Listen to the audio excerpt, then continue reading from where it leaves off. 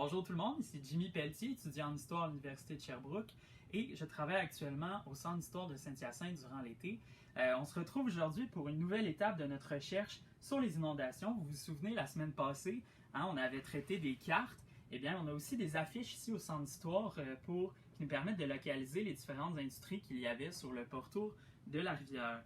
Mais aujourd'hui, vous vous en doutez, on n'est pas ici pour traiter de cartes, mais bien de journaux. Parce que oui, tout autour de moi, vous pouvez observer notre collection de journaux donc, qui sont reliés dans ces espèces de gros livres-là. Donc, vous avez ici l'année 1870 en 2 volumes. Et puis, c'est la façon ici au Centre d'histoire de les conserver. À quoi ça va nous servir, cette étape-là? Eh bien, c'est grâce à notre recherche dans les journaux qu'on va localiser les différentes inondations qui ont lieu au cours des années. Parce qu'une fois qu'il y avait ces catastrophes-là, les journalistes de l'époque, ils venaient inscrire évidemment s'il y avait eu des dommages, est-ce qu'il y avait eu des gens qui étaient sinistrés par exemple. Et puis donc, c'est grâce à cette recherche-là qu'on va vraiment inventorier quand les inondations ont eu lieu.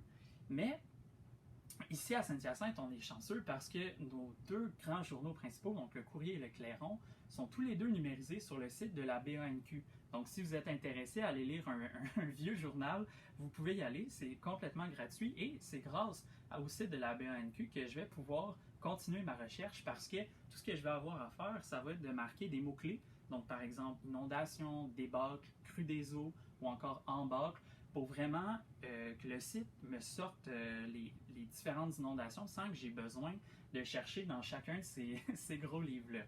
Donc, c'est ça qui va constituer la prochaine étape de la recherche et puis on se revoit la semaine prochaine pour la suite. Merci!